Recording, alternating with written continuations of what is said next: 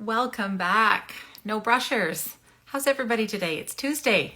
My name's Tamara Grand, and my co-host Barbara Reed is going to join me in just a second, and we are going to get on to episode 39. 39. The art chat podcast thing, whatever it's called. Hi. Happy Tuesday. Happy first day of summer. Oh, it is. And you know what? We have a really, really big heat wave going on right now. Not us. We'll send it your way. It's stinking hot. I'm just going to tell you that. It is stinking hot. Yeah. You know, the forecast for us is another one of these heat domes next weekend. But right now it was 60 degrees Fahrenheit, which is what, like 14? That's chilly. I just took my fleece off because I felt like I looked like I was in the Arctic.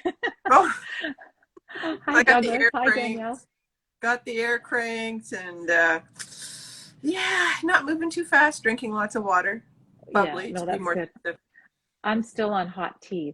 It's a hot tea morning for me. So not good. Not good. I know. This is just one of the joys of us living on opposite sides of the country. Different weather, right? I know. So can I share a public service announcement while we're please chatting? do. People are hopping on and welcoming them and saying hi.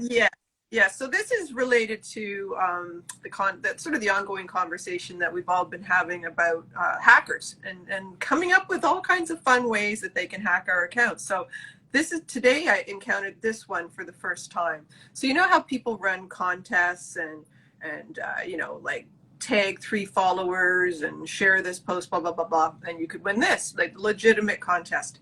So now hackers are impersonating the people who are running these contests and setting up little accounts with stealing the profile picture. The name might be slightly different, might have like an underscore or something. And then they direct message you with the picture of the contest and say, you just need to click on this link and then you must send me a screenshot, blah, blah, blah, blah, blah. So this was the first time I got something like that today, and it just pissed me off.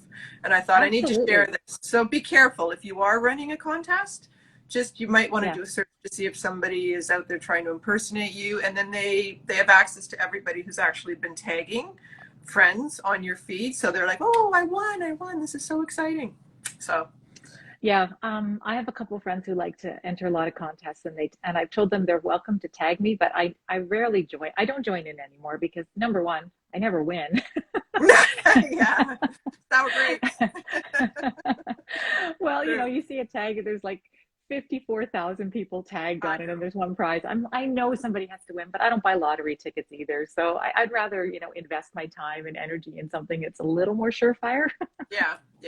I don't enter them now, and I'm so suspicious now of everything as just another angle to kind of steal your identity, right? Yeah. So I don't. Yeah, and then the other side of the coin is I still get messages from people that I know asking me to do things, and Yes. you feel really bad saying I can't click on your link to vote for you, even though I know it's probably you. And I will go out of my way and go the other way, like go to my computer, log on, click on the website, try to go there and see if it's all good. But I would just encourage people not tempt their friends to click on links if we're going to kind of get rid of this culture of link sharing, right? Yeah. I'm the same way. I'm being not rude, but I just can't do it. It's too risky. So. I know. You could imagine we'd lose no brush required. If I got hacked, we'd lose our no brush required. Somebody else would come on Tuesday and pretend to be me. Yeah. But it would be like Tamara with like 2 M's or something. Exactly. Tamara Grand there's always just like something a little bit different. Anyways, that's my public service announcement today. Thank you so much for sharing that with us, Barbara. I'm sorry that happened to you, but I'm glad that we were educated enough in this. You didn't click that link. So mad. Sure, I'm going to give you a screenshot. Are you kidding? Yeah. So. Yeah. Hello, Lena. We've had lots of hellos from all over the place. I saw Douglas. I saw Danielle. Looks like we've got people from Europe as well as the States and Canada, which is awesome. Hope everybody's having a good Tuesday. Pop on. I think I saw Marnie Lamb. If you're out there, you better send a heart. You better. There's going to be Hello. hell to pay. Yeah, my sister doesn't watch very often. She's usually supposed to be at work, and every now and then she'll click on. So, yeah.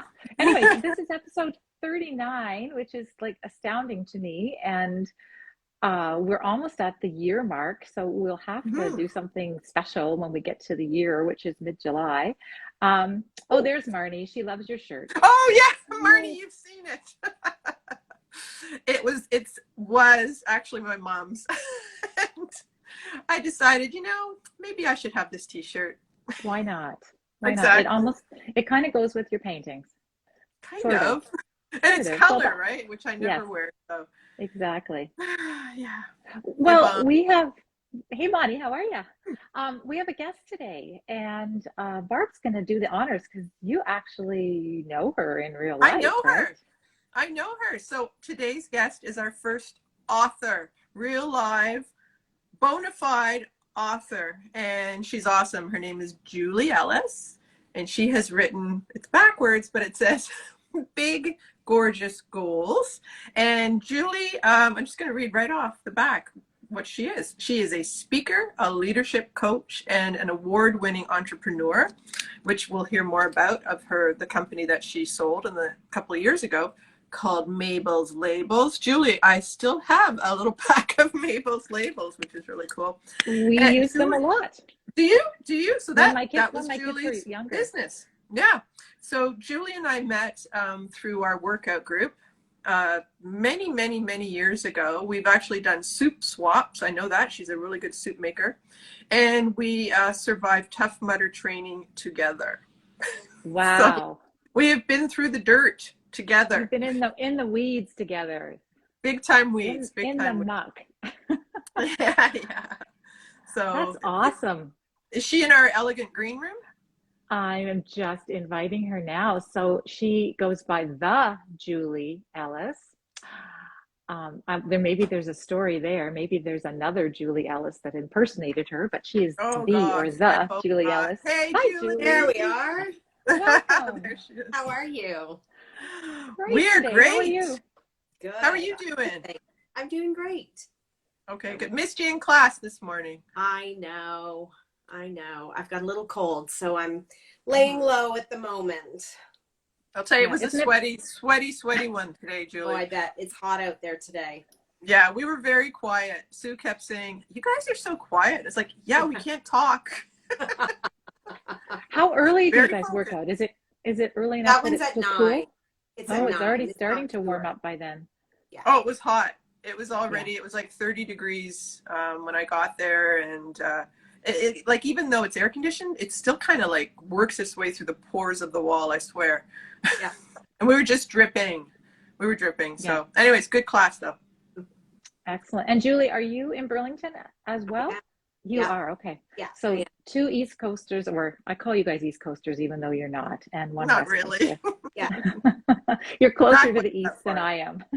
Yes, Yeah, that is true. Yeah. So Julie, we're so excited to have you on. And I know your backstory and I've heard it, but I would love for you to share your story with us before we dive into your phenomenal book. You can see all my Post-its. So, Yes. Oh, yeah. good. Mine too. Oh, you show off. So yeah, tell us about yourself. Like, good. Well, I feel like I have a bit of a quirky path in sort of life. My university degree is actually in dance. So the arts have been significant I didn't in know my that. life. Yes, it Wow. is. And then I became a financial planner. And then when I wanted to leave corporate life, when I was having my kids and wanted more flexibility and to do something that I could build, I founded Mabel's Labels with 3 other moms who wanted to do a better job of labels for our kids because we were sending them places where they said label everything. And there was nothing pretty and durable that existed in the market. So we ran that business for about 12 years, and then we got approached by Avery Labels to buy it. And although the business wasn't for sale, they made us an offer, and we were at a crossroads where we were really evaluating, what the next stage of the journey for Mabel's Labels would look like. So it was really good timing. And then I sort of unexpectedly found myself out in the world. After the acquisition, I thought I would stay and realized I didn't want to. And so off I went into the world. And that sort of led me to a little bit of a place where I got stuck on a plateau after climbing and climbing for things at Mabel's for so many years. And I was, not sure how to grieve and have gratitude for the journey at the same time. And I was very aware. I mean, it's the entrepreneur's dream. You found a business, you grow it, and you sell it to a giant in your industry. And so it was sort of hard to grieve without, I didn't want to look ungrateful because I was very grateful, but I also needed that time to grieve. And so when I started talking about that, which took me quite a while, it resonated with people. They told me they wanted to hear more about it. And so I eventually then built a workshop about goal setting and started delivering the workshop to groups of women entrepreneurs. And that led me to a keynote, which then led me to the book. So I sort of backed in, and I have never been a writer. This was a big endeavor for me to dive in and do this and, write an outline and then find a daily writing practice and submit a manuscript. Right. So when was the acquisition? What year was that? In 2015. So we actually sold the business on December 31st of 2015. So this was your little COVID project. Well, I do. During COVID. Yeah, COVID allowed this to happen for sure. Because I had, pulled the business back a little bit. Some of the work dried up. And I didn't want to, fill with things that, I wasn't super passionate about. So I was able to take the time and do this. Right. I think that's so amazing, actually, that you, like a lot of artists, I just find there's so many commonalities, that you used the time where the world was shut down, you couldn't go anywhere, you couldn't see people, to actually do something really creative that maybe you might not have done otherwise, with the time and all of that involved. So that just knocks me out that you did that. So it was interesting too, because it was structured creativity in that I joined a daily writing group, and every day from 9 a.m. until 10 a.m. we would gather in a Zoom room, and we would do some Q&A and write for 25 minutes and do some Q&A and write for 25 minutes and then go on with our day. And so the book came together in 500 word chunks basically. Right. And at the end of the day, you'd leave yourself a little breadcrumb for where you wanted to go next or where you thought you were taking it, and off you would go. And so I came to really, it was totally self-driven, but I felt the weight of expectations to show up. And so, I knew I was going to see 6 or 8 people in there every day. If I had questions or I was stuck on something, I'd have some sounding boards, and, you just kept putting one foot in front of the other. Yeah. And I mean, that kind of goes to, we can talk more about, get into the details of the book, but that's almost like your idea of the privy council, right? Having this group of people that you're going to check in with, that you develop a trust with, and you can share feedback with one another and just basically be there and hold space. Yes. Yeah. And people who will push you into, push you and cheer you on in that space of discomfort, right? Right. Yes. Yeah. You can get stuck there, not sure, because there's fear of the unknown, fear of failure, fear of actually being able to do it in some cases that comes along with stepping out into the unknown. For sure. Well, I'm sure you've heard of this before. It's something that artists talk about a lot. Is something called imposter syndrome. When you take on something, which I think we do anyways all the time, and you're kind of like, I don't know what I'm doing. I'm not an expert in this. And I just keep playing and experimenting. And you have all these niggling thoughts in your head, right? That can completely derail you. So how did you get kind of beyond that? Because I'm sure starting out, there must have been a little bit of that with the book. There was a little bit, but once I had an outline and I had tried on some of the content. So before I found the daily writing group, I was in a book group for about a year, and we met bi-weekly, and I had lots of chances to kind of try on the content and get feedback and go away and hone it. So I felt like that part, I kind of knew what I wanted to say. And then I had interviewed so many people that layering in their stories and sort of pulling together the common themes. I didn't struggle so much in that part. The part I found really hard, I thought writing the book would be the hardest part for sure. But actually the editing process was much more for me, where I questioned, you know, was it any good? What were people going to like it? All of those things. And then once the book went to print, then I was like, well, it's done now. Yeah, it's So too late. then I sort of stopped, like in the weeks before the launch, I wasn't that nervous. So the hard place for me was during that editing phase. Well, we both are laughing as you're saying that, because it's exactly the same for artists, especially the way Barb and I paint, which is a little bit more intuition led, and we just play and have a go at it and have a great time for a while, and then we look at what we have and we go, oh crap, what do I do with this now? How do I edit this? I don't know. We'll start a new painting. Yes. Well, and I saw Barb do that just this week with one of her panels, that in the end turned out to look quite a bit different, right? Yeah, this is my red painting back here. Yeah, that's the one. And you have to be fearless. I think if you're going to be a writer, that you almost have to just brush all that aside and just be fearless and not be afraid. And in your case, it's just words. In our case, it's just paint. So you can, you know, you can change things, right? Until it goes to print. Yes. And then figuring out now from readers, like, what was really, really valuable? What did they want more of? And what might they, you know, what didn't land? Because that will direct me for where I want to keep doing work too. And your clients are mainly entrepreneurs and business people, and you work do you work exclusively with women, or you have a soft spot for working with women?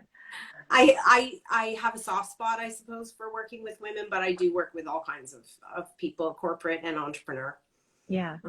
Because I just felt like this book had so much to offer, not just the business person. So from our perspective as artists and being creatives, we have goals. Well, actually, we can talk about this because this is one of the biggest take homes for me of the book, but there's the goals around the making of the thing. And then for a lot of us, now we're in this world where we market and promote ourselves. So we're essentially solopreneurs who have no training in any of that side of the thing. And a lot of us would rather not be doing that. So I found the book fascinating from that perspective, right? Both the side of creating goals for myself as an artist, but also thinking about how I might get some of those other goals that have to do with getting my work out in the world, and realizing I'm doing it all wrong. Yeah. Well, she's not. But there's probably things you can add, change, you know, delete, those kinds of things. Yeah. But I mean, sorry, Barb, go ahead. We need one of those, like, put your hand up things, because I have so much to ask Julie about. I love your 1090 metaphor that you reference in the book, and that you actually use it as kind of like the model for your chapters. Can you just talk a little bit about that, because it's such an easy book to read because of the way you've set it up? That was a big piece that we did in the first round of edits when I got my first, and it actually added a little bit of time to the overall editing process because we decided to structure the book like that. My editor, Kendra Ward, it was her idea, and it was brilliant. Because it was what I was talking about, that imagery of, like, when you see people do amazing things, you are only seeing the amazing thing. You're not seeing the systems, the processes, and the people that are in the 90% under the water that sustain them and help them do that. Right. So we get those, you know, unrealistic, it's like social media where everybody's, you know, putting their best image out. Right. It's that 10% that you see. And so what is it that's in the 90%, and trying to really dig into that and figure out, you know, and, you know, was it just me that thought there were things underneath that? And, you know, as I talk to more and more people, invariably, some people come at goals from a great big blue sky, like big ideas, but they recognize that process and systems are needed. They just, you know, they need to bring people to do it. Some people come more from a systems and process perspective, but they know they need to reach big. And no matter which side they come from, they see the same elements that are needed. Well, I think maybe we want to talk a little bit about the idea of what a big, gorgeous goal Yeah. is, because so I work as a fitness professional, so I'm really familiar with SMART goals, and that's often the Yes. strategy that we use when we try to get people. If people want to lose weight, they want to put on Yep. muscle, they want to whatever. So we use SMART as our Yep. way of getting that down on paper and creating some action items. But I realized that as I'm reading your book, I'm thinking, okay, a big, gorgeous goal. Well, I'm not talking fitness now, I'm talking art. What is that for an artist? The SMART goals are easy. The big, gorgeous goal is not just hard to achieve, but sometimes hard to figure out what it actually is. And so I Yeah. wanted you to talk a bit about that. Like I'm reading this book going, I don't have a big, gorgeous goal. I need a big, gorgeous goal. Sometimes I think they're not as clearly defined as other things, or that you think they're clearly defined, but as you start on the path, you may end up somewhere different than you thought you were going. And that's where I think they differ, is in their size, and also in the, like, their sort of, I don't know, that feeling of bigness, of stepping outside your comfort zone, those sorts of things. And I do think, like, some of the things underneath them can be pieced out into goals that are very list oriented and measurable. But the overarching piece is something that's bigger than that. And that if you stick only to the SMART goals, eventually it just does become you need to step into the unknown from time to time in order to, like, achieve your own greatness. So I almost picture like a big, gorgeous goal is like this giant balloon, like, because I'm a visual person, I'm like, it's this huge balloon and it's full of possibilities, but there's still a lot of empty space in there that you have to kind of get in and define, right? So I would think a big, gorgeous goal for someone like myself when I retired was to pursue my art. So that's huge. It doesn't tell me how to get there, but it tells me what I'd like to do, right? So would that be a good example of a big gorgeous? It would, because then is it, what are you pursuing? Like, are you, you've pursued things, like you've had gallery shows and you've sold lots of pieces of art, but it could have looked like something much more, like maybe you wanted to pursue it as a teacher, or maybe you want, like, there could have been so many different paths to getting there. And I think that exploration is part of what comes with the big, gorgeous goal, is exploring what's available and what you want to follow. And at the same time, pushing yourself into something that feels a little bit scary or a little bit uncomfortable. It almost feels like when you're imagining them, you have to take away all of the constraints. You have to just, step on that but voice, or you're never going to be able to get there, right? Like in terms of, because we all think like that, well, I would love to have big giant studio space, but I don't have the money for it, or but this, but that. It's like you've got to get to what's in your heart of hearts that you really want to achieve or get to or go for, without thinking about the constraints that might be attached to it. Like the how-to almost doesn't matter when you're okay. The ifs, ands, or buts have to go away for a while you have the big white space to think about the big dream and where you want to go. Right. So I love this quote that you said you had hanging on your wall at Mabel's Labels, and I wonder if it's still a quote that resonates for you, which is, world domination is a full-time job. Don't I know it? And I still do love that quote. I think that it's it just speaks to, like, being kind of audacious and bold and stepping out of anybody's expectations of you to just go for something. So if you were counseling a client, and who I'm not sure now, do your clients already know what their big, gorgeous goals are, and you're helping them achieve them, or are you helping them figure them out sometimes? Both. I think both. Yeah. So what are some steps that you would, or some suggestions or some prompts that you would give someone when they were in the stages of trying to define what that was for themselves? I think it's about digging deeper. It's a process that isn't even necessarily, it can be a longer process in terms of time. But finding you know, clearing the busy out, saying no to a lot of things so that you have some white space to, you know, do things that inspire you, get out into nature, get on a beach in front of water, get into a forest, or, you know, spend some time like reading and exploring.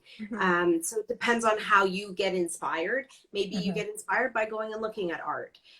So what are all the different ways that we find that sort of inspiration and our mind can wander? Because I think when we open that space and allow our mind to wander is when we start thinking about things that we dream of or wish for and desire. And you need time for that. I love that you actually write about that. You're very clear on that point, is that you have to have time to just sit and be alone with your thoughts, or just enjoy, and not everything has to be about, you know, get this done, get that done, you know, stay busy, stay moving. That sometimes you have to be still and just let the ideas flow. Yeah, because it can be really hard to take that time. Like, we do sort of pride ourselves on, you know, my email inbox is at 0, and I have my calendars full and I'm rushing from place to place. Like, we pride ourselves on having those busy lives. And so to sort of like uncouple yourself from that and allow yourself to value that white space and that free open time can be really challenging. It was challenging for me, for sure. Yeah, and I think a lot of the women that Barb and I, a lot of the artists that we work with and talk to, are later stage life. So either they've retired or they're just fledging their children. And so their lives have been very, very busy in all of those other roles for a long period of time. And so to be able to all of a sudden not be busy and to focus on ourselves can be a little daunting. Yes. Yeah. Yeah. And it's like a habit, right? So it's like forming the habits too, because you've got habits of, you know, caring for everybody else and doing all the wearing all the different hats that we wear as women. And so, you know, how do you find a hat to wear for yourself? Be a little bit selfish about it. Yeah. And I think there's something about our work culture in Southern Ontario, and I think it's different in BC. I don't, well, maybe I'm just assuming, but I think in Southern Ontario, people take pride at how busy they are and how many hours they work a week, and, you know, how they have no free time and no home lives. And that would be so counterproductive to what you're talking about and what you wrote about. Yeah.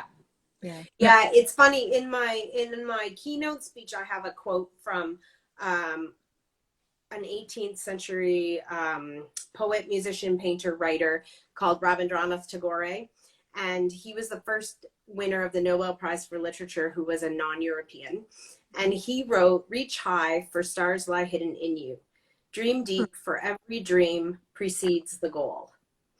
And it feels like another version of that. World domination is a full-time job. It's a little more, it's a little less practical and a little more inspirational, but it has that same feeling for me of, you know, you have to be able to look deeply into yourself and provide yourself the space and time to do that, to let your dreams out, you know, because it's that thing that you've thought for a long time, maybe, and tucked away because you couldn't actually bring yourself to tell anybody or say it out loud. Yeah. I often wonder too if we've just lost touch with our ability to dream. Yeah. That's a really sad statement. I'm sorry I don't think you're wrong. I don't, and you have to, in order to be able to do that, you have to be sensitive to what's going on around you. I mean, one of the things too that you say in the book is when you're starting to get really comfortable with what you're doing, big change is ahead. But if you're not able to recognize that you are, you're just kind of, I don't want to say coasting, but, you know, everything's really easy. That's something's something's got to change ahead, right? Yeah. Which I love. Actually, I really love that. Yeah. And it is interesting because with the people who come to me for coaching, you know, so often people are like, you coach entrepreneurs and corporate. And I was like, the people who find me are people that are at that inflection point. They've gotten to a place now where they've probably been quite successful. They've really climbed, but in order to go on that sort of next leg, they need to make some changes and they need to figure out, you know, how they're going to how they're going to recalibrate to go to the next level. And that's really where it seems like my clients are sitting. So it's less, you know, sector specific. It's more like about this place they've come to in their life or their career. Yeah, it's kind of interesting. So you have to, I also love too, you say you have to get comfortable with being uncomfortable. You do. Yeah. So yeah, because these are the things that yeah. like new territory, never thought I could do this, wanted to, but you know, they're the things that you have all the buts about in your mind. Yeah. What is your take on the phrase leap and the net will appear? I do think it's true to some degree, right? And it's also, I think about how you think about the net and what is the net, because True. I think if you want to find a net, you'll find it. And if you want to fall, you'll fall to some degree. It's about, you know, it's the half full, half empty kind of analogy to some degree, right?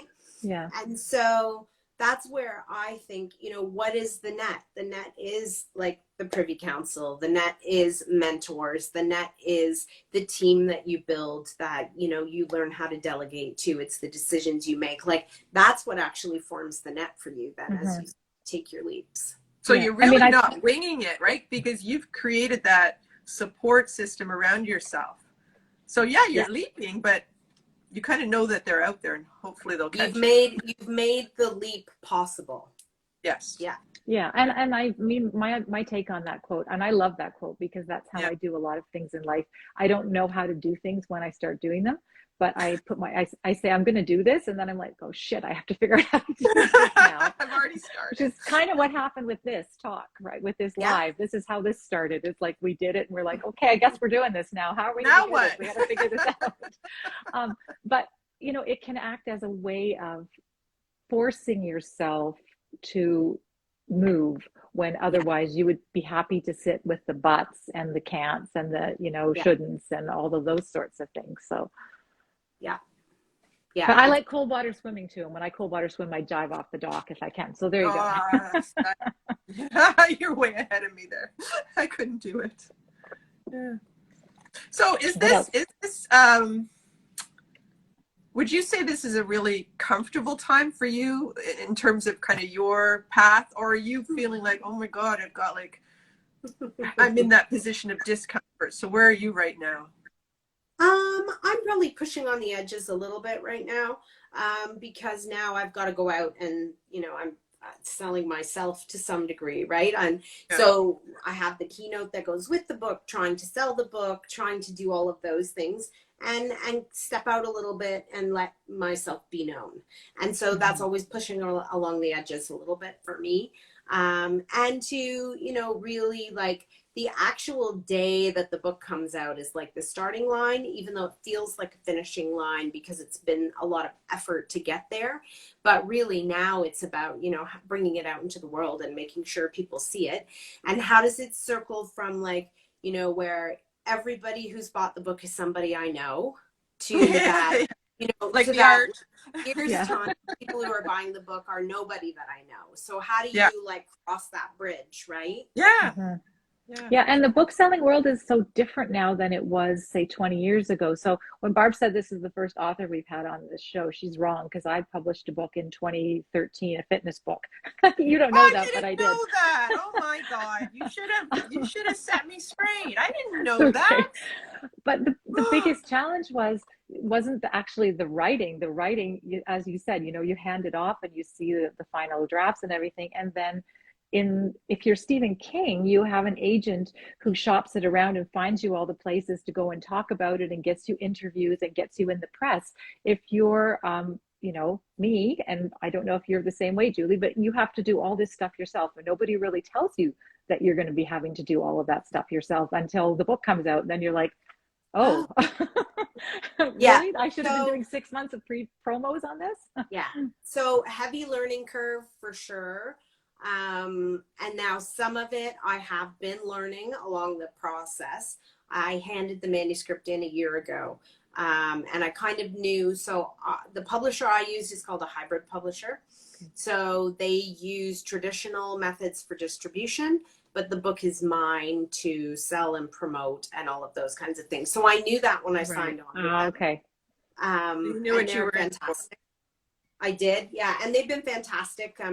They're in Vancouver, two women who have tons of publishing experience. I love them. They have a great team. But now it's figuring out, yeah, what does the next, 6 months and 1 year and all of those pieces look like for what I need to do to support the book.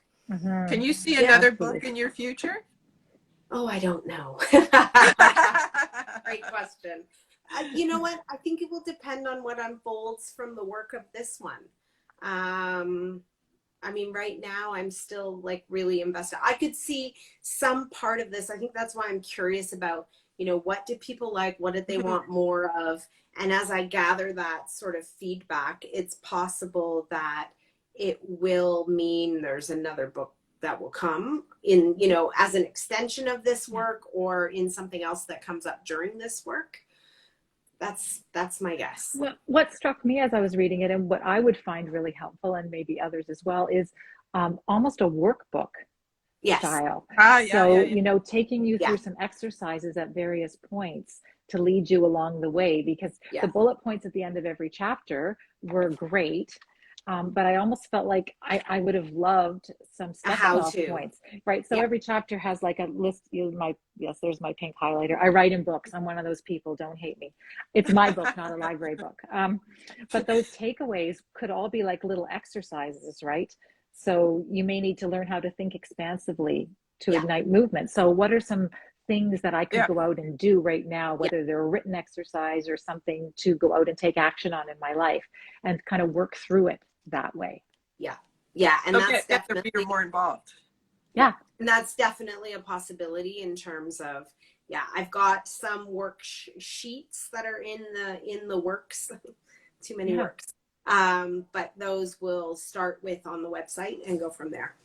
Yeah, I think that would be so good. Julie, we're really good at coming up with business ideas for other people. We've done this because now I'm thinking, okay, you could do a workbook, but you could also do like an online membership course where it's like a self-guided, you could have your 6-minute videos and then people go off and do their thing, and you could have a group that gets together even via Zoom. Listen to us. We could do this as a group, and they talk about it, and then you grow the conversation and build your community too.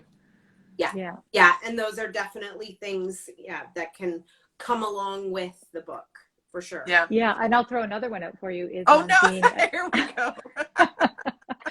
A facilitator for a mentorship group. So I belong to an artist mentorship group where there are 8 artists and 1 facilitator. And so the nice thing is we all come together with different ideas, but it's not there's no agenda other than our conversations, and we can do it because it's via Zoom. We can do it from wherever we are in the world. Yes. Yeah.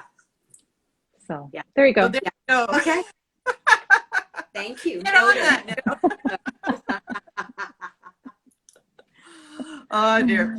Well, there's so many good things in this. There's one thing that I highlighted, which I love. Again, you can take. I know you're writing really for entrepreneurs and people who are in business, not like retired folks like myself. But there are certain concepts which are definitely transferable. Like I love this. Analysis paralysis is a trap. Yeah. And that's kind of like, I think any artist who's on this call would agree. Yes, analysis paralysis is a trap. It applies to what we do. It applies to what you do and your coaching. Yeah. Absolutely. Well, and it goes with that. Like if you stand and stare at that piece of art, and it's that no decision is also a decision, right? Like by doing nothing, you're also making a decision to do nothing. Yeah. And so, which maybe isn't the thing you want to do, right? Mm-hmm. So how do you break through that and start moving forward again? Yeah. And worrying about every little thing, like looking at, getting so far deep into the weeds that you don't see what you're actually, these are the things that perhaps nobody else would notice, right? They don't really matter. It's not the important thing. Yeah. So. Yeah. No, exactly. But, and for our artists out there, again, the thing that I loved about this is, so a lot of artists are art business owners. We hate calling ourselves our art biz because we just want to paint. But bottom line is, if we're marketing, if we're selling, if we're maintaining an online presence, we are small business owners. Yes. We are entrepreneurs, and we have to be thinking, or else we have to be hiring someone to do that for us because we don't want to do that. So there's a couple of really good chapters in here. The chapter on how to invest in yourself. And you got me thinking about, the things that we do habitually. Maybe we need to think about return on investment. So if we take a lot of courses or we purchase a lot of online videos and things like that, are those serving us or not? Or if we're not doing that at all, maybe we need to make those investments in order to move not just our art, but our art business forward. And then the chapter 7, this is where I'm falling downhill. The numbers game, what you need to know. Oh, yeah. Yes. Yeah, I think I read that with like grit teeth. You skimmed it and you went, oh no. I know. Yeah, I'm glad you did too. I know the one. But it's true if you're, it is a business and you do need to, sell your paintings at the right price and all of those things that go with that, right? And it's not just about the paint and the board. It's also about the, all of the other pieces that form part of the business, right? Right. Yeah. And we struggle with that. We've had so many conversations on just the act of pricing your art. And it's a real conundrum. It's a real difficult question because most of us aren't coming from a business perspective, but there's some really good points to think about in here that could help you along those lines if those are your issues, fellow artist friends. Yeah. So Julie, what's your favorite part of, you wrote all these different chapters. Where is it that, what's the part that you're most excited about, the part that really energizes you? I'm really excited about, so I think it's just interesting to have the conversation about big goals, yet to show a framework that can sit underneath them to support you in chasing them. And so I feel like that's something that doesn't get talked about a lot. You get like the super practical advice about how to, be more efficient or that sort of thing. Or you get goal setting advice that's around, trackable, smart, those kinds of things. But for you to have this framework that will allow you to reach out and do some big goal setting, I think is the part that I find has the most possibility attached to it. Yeah. I recently participated in a little free art retreat that Alice Sheridan did. And one of the things that she had us do was write down, what our big goals were, what big things would we like to accommodate or accomplish. And then for each of them to list 1 or 2 things we could do right now. So, just not to get bogged down in all of the things that had to happen for us to get from A to Z, but to say, okay, so this is my goal. What's something I can actually do tomorrow? And I found that a really useful way of thinking, just to kind of get you over that initial hump and those initial obstacles that you might have. Yeah. Well, because I think it's really common to be like, okay, so now I've uncovered this big goal, but I need to get all these other things done before I can really do any work on it. Right? Like it's easy to put it back in the little box it came out of and not really think about it again. Right? Yeah, so that's where I think if you can kind of strike and take action, it will help. So it's almost like you can do a little something every day. You don't have to do it all at once. It's like me and housework. You don't have to clean the entire condo. You can take one little section and before you know it, you're already further along towards accomplishing that goal, right? Yeah. Or cleaning the condo. Yeah, just getting started, right? Is half the battle. Inertia. Oh my God. Yeah. I could write you a whole chapter on inertia and procrastination. Well, and you know what? I thought that is a form of procrastination, feeling like you have to have the whole pathway written down. You have to have thought of all of those things before you actually take action, right? Yeah. Well, that's perfectionism. Perfectionism actually probably keeps you from getting anything done. Yeah. Yeah. What would you say the number one problem or number one challenge your counseling, your clients have would be? I think it's about like saying no to things, balancing all of the various pieces and finding ways to put space in their calendars. Yeah. And I love the self-care, the whole chapter that you wrote on self-care too, because I think people don't realize, well, maybe we realize it intellectually, but in actually working that into your life, a good night's sleep and exercise and, making time just to daydream. Very, Yeah. very important. Very Yeah. cool. Yeah, it all comes together, right? Like as a Yeah. whole person, how are you showing up to do all the things you need to do? You got to be healthy. I mean, Yeah. you know, you can't get much done if you're not feeling good, No. you know, physically and No. mentally, right? You have to feel healthy. Yeah. What's next for you? Yeah, I was going to say, what's your next big dirty goal? Great minds think alike. So next with this is really now like getting out into the world with the work and the keynote and the workshop and that sort of thing. So starting to do that, and things are, you know, kind of getting back to a more open place. So, you know, probably going and talking to people and that sort of thing with the work for sure. It's getting it into people's hands now. So cross-country book tour? Oh, that would be fun. Wouldn't that be great? On a private jet? Yeah. The Julie jet. That'd be fun. Wouldn't it? Put it out there. There you go. Yeah. Oh, okay. I'm going to flip this then. That just made me think. Lots of people think about manifesting. What do you think about manifesting? What do you think about throwing it out to the universe as a strategy? I think it's part of it. You know, that's part of this, like how you have to find it, tease it out, say it, throw it out into the universe. You know, also start doing some things. But it is amazing. You know, like I was amazed with the book when I started sending out, can I ask you to do this for me? And invariably I got, yes, absolutely. I'd love to help. And so, you know, that's kind of a way of throwing it out into the universe, right? Like, and so I think you have to ask and like talk to the people, you know, and really people want to help each other. Yeah. If you don't ask, you don't get. Always, right? Yeah. We learned that, right? That's been a common theme on this chat. Lots of people you have don't said ask, that. you don't get. I would wonder too, again, here's another idea for a book for you. If, I would think interviewing these women would have been fantastic. I mean, you could almost do series. My God, there's a podcast idea too. You could find women who, you know, have sort of a similar path or wildly different paths, right? And really talk to them about. Yeah, and the women I interviewed for the book really had wildly different paths, which is part of what I find fascinating in talking to them. And so yes, I've got that on my books to now come back and do live interviews with them, because I think that would be, they're just so interesting, and you know, only a tiny little bit of what we talked about ended up in the book, really. So I'm sure. Yeah.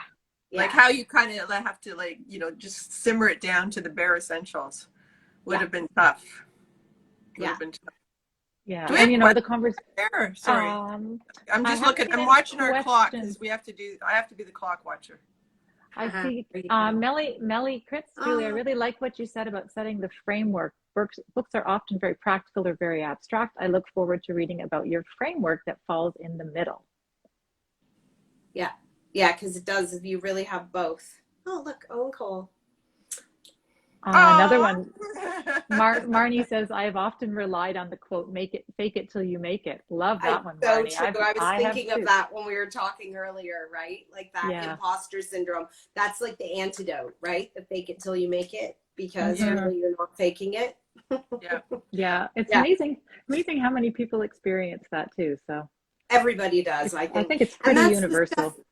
I think it is universal. Yeah, especially when you're doing work that you're putting like out into the world.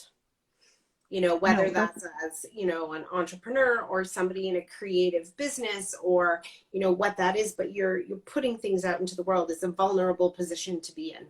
Yeah. And one of the things I consider ourselves experts. I think the word expert needs to be banned, because I don't know any experts. You know, I'll never be an expert. You know, that's that whole thing about having that learner's mindset and that beginner's mindset. So you're always looking for ways to improve what you're doing. Never become an expert when I know everything I need. Right. Yes. Or you might become an expert on something really small. We're all really small. Everybody's an expert on something, but it might not be a very big thing. Okay. Maybe we'll allow that. It's all semantics. Yeah. what else? I had a fleeting thought, but of course it's gone. Sometimes my thoughts do fleet and flit away. It was after. I was It was thinking after. you could do like lunchtime discussion groups, on this very topic. I can see you doing that, kind of heading them up.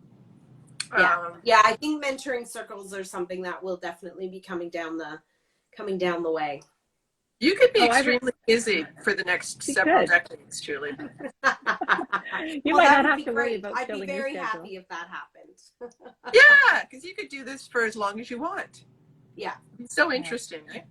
Yeah, it is. And it'll be interesting to see how the work expands and where it goes. That's what I think I'm most interested for. Mm-hmm. Yeah. You're at the beginning of an exciting journey. Do you see yourself ever being in a situation like Mabel's Labels again, having a product and heading a company, and not really something you're thinking about right now? Not right now. Right now I'm thinking about this work. But I never say never, because I mean, my path has been so eclectic that who knows what will happen. Yeah, it's hard to predict. It really is. Yeah. And that's actually kind of the fun of it, isn't it? Not really knowing where it's all going. Yeah, and not knowing what opportunities might present themselves, and trying to stay open to following things that look interesting. Yeah, the enjoyment's in the discovery, right? Yeah, it is, for sure. So how can we get a hold of your book? So you can buy it on Amazon, Big Gorgeous Goals, or in Canada, you can find it at Indigo as well. And in the US, you can also find it at Barnes & Noble. That's great. Well, I'll link up the title and your Instagram handle on our show notes. Thank you. Anybody who missed the live can catch it on the replay. We do post it. And we haven't had any other questions pop up. Sometimes we get a lot of questions. Sometimes we just get a lot of hearts, and you can tell people are appreciating what and thinking about what we're saying or what you're saying. So that's great. Oh, is it Kindle friendly? What do you two think? I'm not a good judge of that, because I don't read on a Kindle very often. I do. I do too. I Kobo. You know what? For a book like this, because it's small, right? And it's easy. It's not big, for sure. And I wanted to make notes as I go. And if I make notes elsewhere outside the book, then I have to then have my journal and the book and the chances are those aren't going to mesh up again. So I found it quite useful to actually have a physical copy that I could put little stickies in and make some notes and come back to. And of course, if the next version has a workshop in it, or worksheets in it, then you're going to probably want the paper version, right? Yeah. No, I agree. I like highlighting, and you're not the only one highlighting there, miss. Of course, I can't find. Hang on, I'm a yellow. Oh, I'm pink. Nice. Oh, there you go. Yeah. No, and I love being able to do that. Right, just gives you that little extra reminder of what you really enjoyed reading or resonated. Yes, and things stick with my brain better if I write them down. And me too. I know. Me too. Definitely. Yeah. Well, this was great. Is there anything any thought you want to leave us with, or? I think just find some space in your life to go and dream up a big, gorgeous goal. Like, get out there and find what it is your heart desires, and figure out a way to start putting one foot in front of the other towards it. We would challenge you, everybody who's watching, to do that. And if you want to come back and leave a comment in the thread on the replay of this about what your big, gorgeous goal is and what your first step. See that. It'd be great to see that. Yeah, love to see that. Very cool. Yeah. Excellent. Well, thanks so much for your time today, Julie. It was great to meet you. Thanks for having me. Yeah, thanks to you, Julie. Hope you feel better. It's a lot to think of. I'm getting there. Thanks, guys. Take care. All right, you too. Bye-bye. Bye. Yeah. Bye. Bye, everybody. Have a good week. We'll see you next week. Take care. Bye-bye.